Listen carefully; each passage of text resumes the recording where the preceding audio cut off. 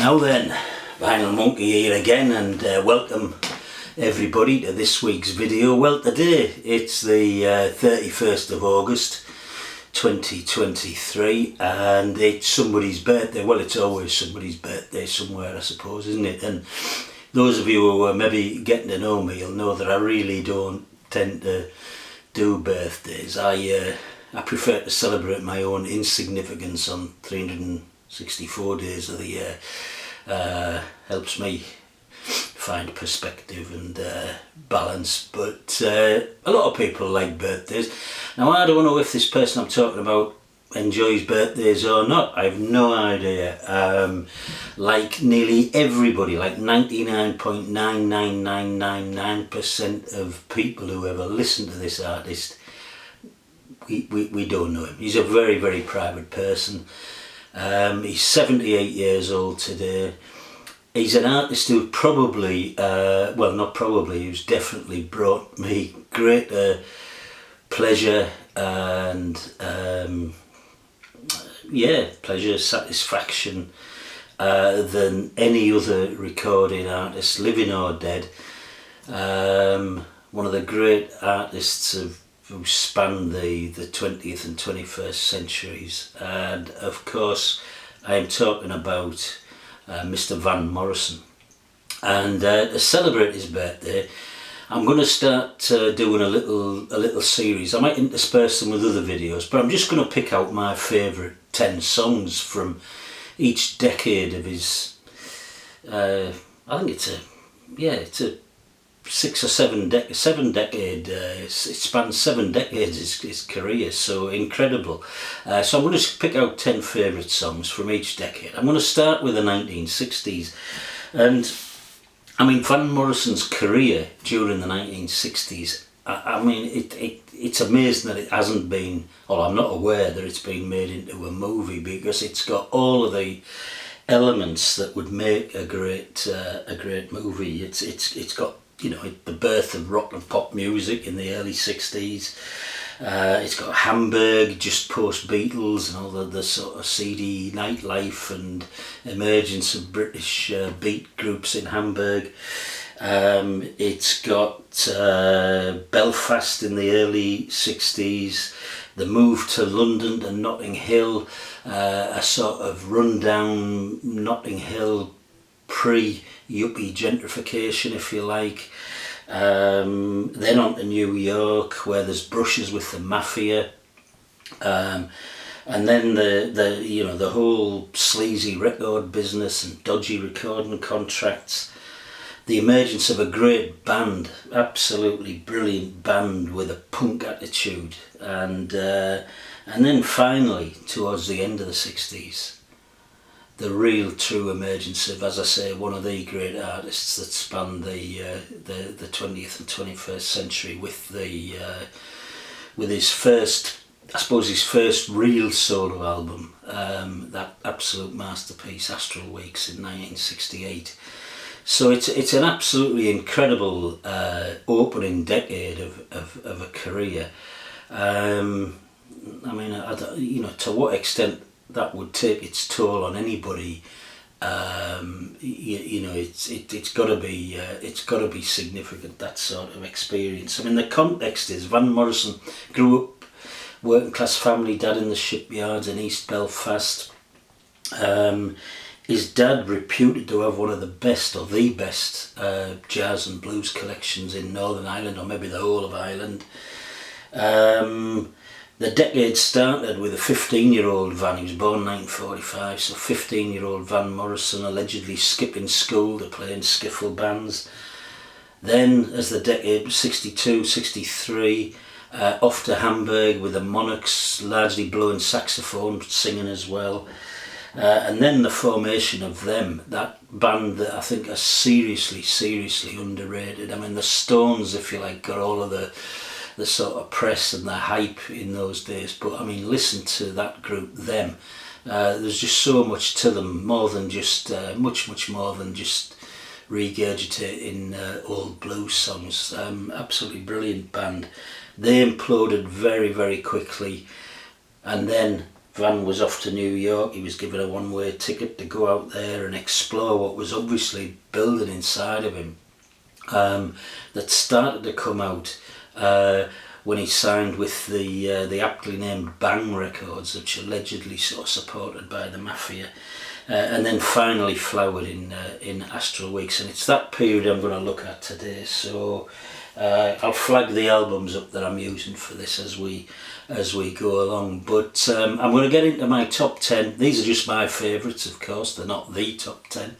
And at number 10 is the song that comes from this album, Blowing Your Mind, from 1967. This is, as I say, the aptly named Bang Records. There's their gun logo there.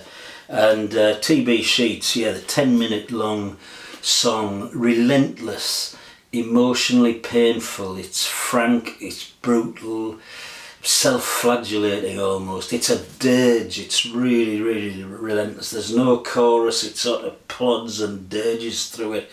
And Van Morrison's visiting a friend, a girlfriend, in a sanatorium, a TB sanatorium. She's dying. He thinks something about her, but he can't stand it in there, and he hates the place, and he just wants to get out of there, and he makes up excuses, and it's an absolutely dreadful, emotionally painful and draining song.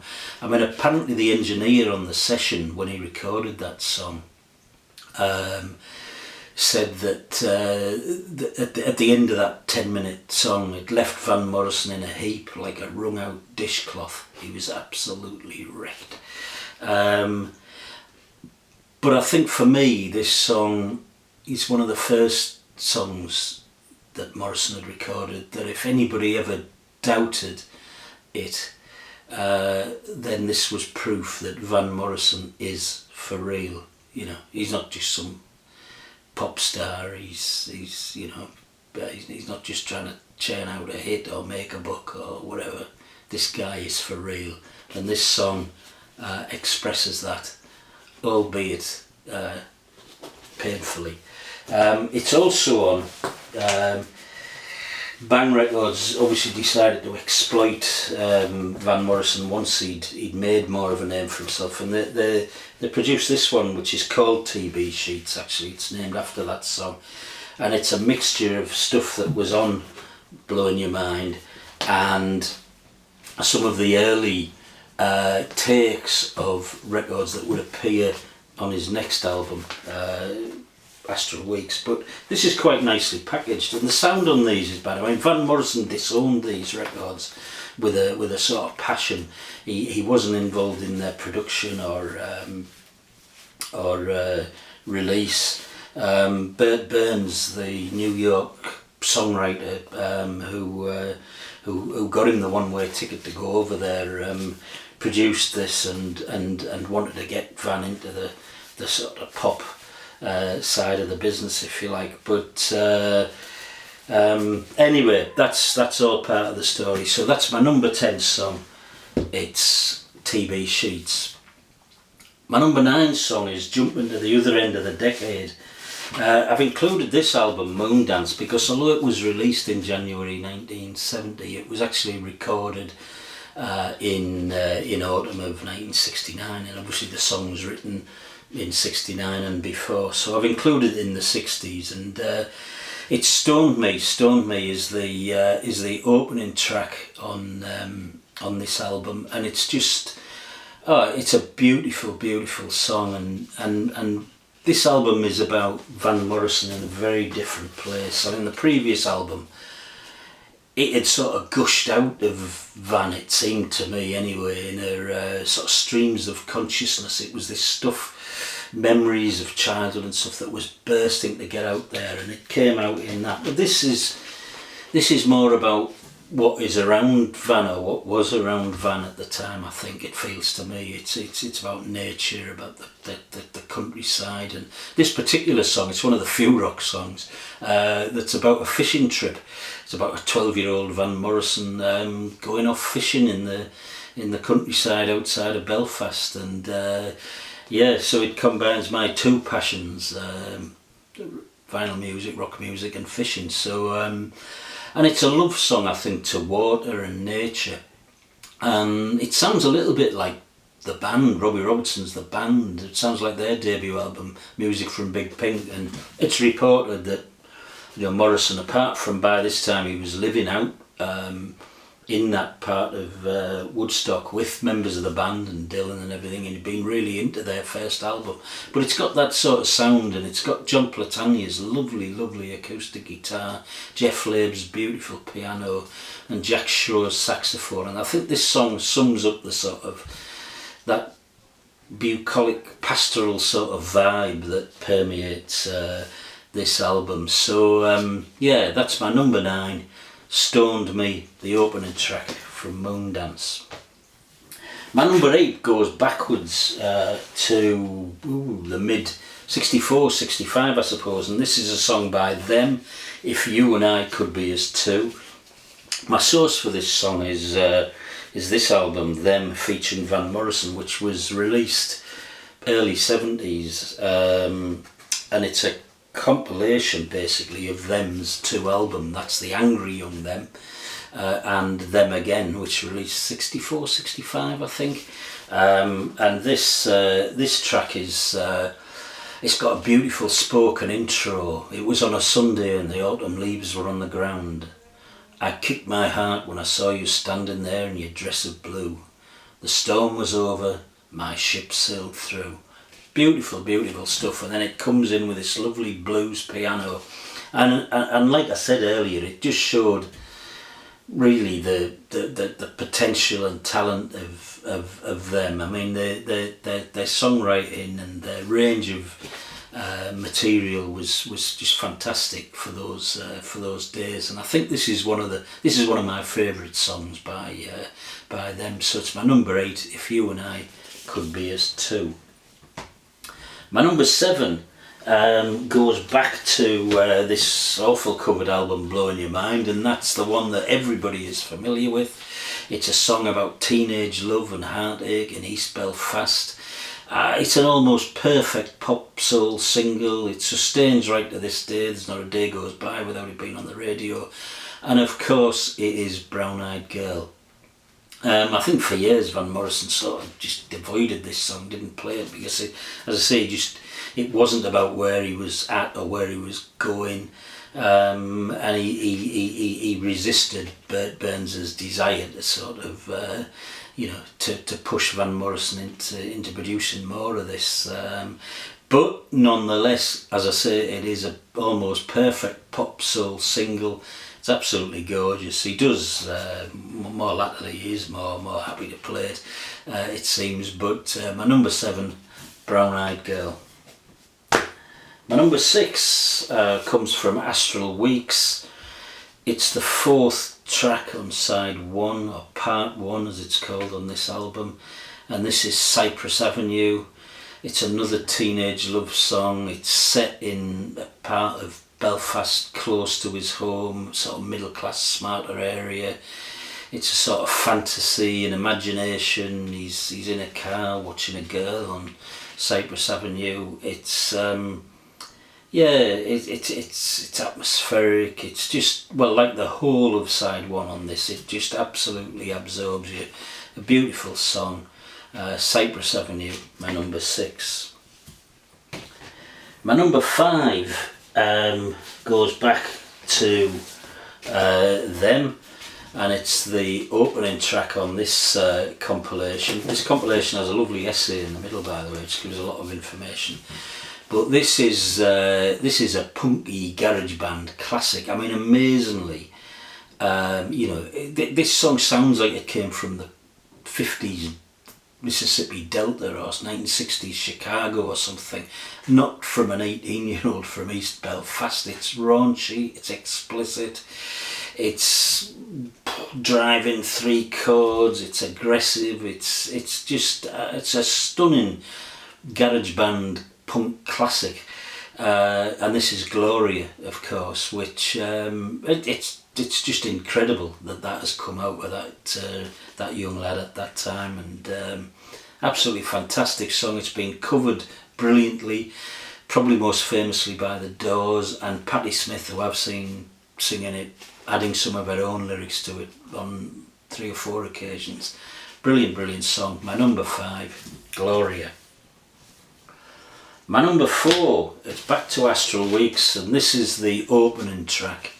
And as soon as you hear those opening lines, if I ventured in the slipstream between the viaducts of your dreams, and as you just hear that, and you hear Richard Davis bass come in and Jay Berliner's guitar, you just know you're heading somewhere, somewhere special, somewhere different, somewhere you've certainly on the first few hearings, somewhere you've never been before. And this album is like that. It takes you, it seems like you're going somewhere entirely different. There's been nothing sounded like it before or after. It's a whole other story about this album and its making, and I've mentioned it once or twice before, so I won't bore you with it. But yeah, brilliant stuff. The opening track, Astral Weeks, my number 4. My number 3 is the track that follows it on this album, and that is Beside You, which is another emotional song. It does leave you a bit feeling, wrung out and drained at the end of it, and he talks, you never wonder why it's got to be. It just is, it's just poetic, it's philosophical, it's personal, it's emotional, it is a little bit draining, but there is real beauty in it. And when Jay Berliner's guitar merges and interplays with Van Morrison's acoustic guitar, absolutely incredible.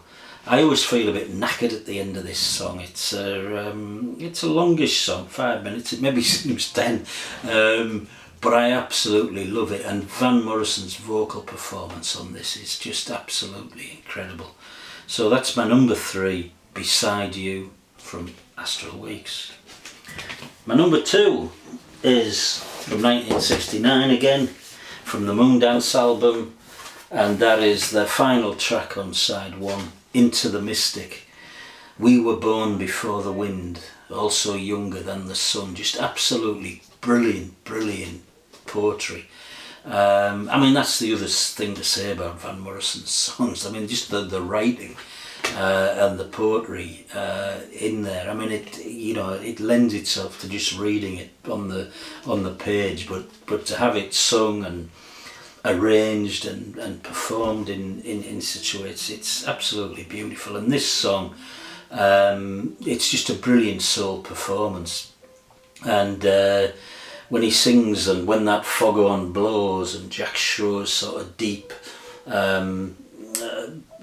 baritone sort of saxophone comes in, and it's just alto saxophone. No, what is it? Anyway, when his saxophone comes in, it's just really gorgeous. And then the final words, it's too late to stop now, which obviously then later became the title for his brilliant live album. But great song. It certainly is too late to stop now.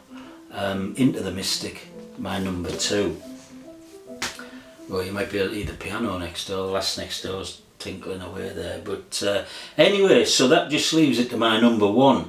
And it will be no surprise that my number 1 comes again from Astral Weeks. It's from part 2 of Astral Weeks. I hope the YouTube allow a little bit of playing it as I'm talking out, and it should come on in a minute there. But this is the brilliant view of Belfast, which is as far from, I suppose, our traditional images of Belfast as a bleak, industrial, dark, wet, troubled city as you can get. This is a view of Belfast that's it just shows another angle, a sort of bohemian angle, and it's ultimately a sad song, and it's about saying goodbye, I think, to that vision of bohemian Belfast. But whatever, it's absolutely beautiful, beautiful poetry, beautifully played by some of the best jazz musicians that have ever been thrown together. Gorgeous. This is Madam George, my number one Van Morrison song from the 1960s. So all there is to do now, I know it's just over midday, but is to raise a glass of Caledonian whiskey, Caledonian malt, to the one and only, the incomparable Mr. Van Morrison. Happy birthday, Van. All the stops. Cheers. Kids out in the street collecting bottle tops. Gone for cigarettes and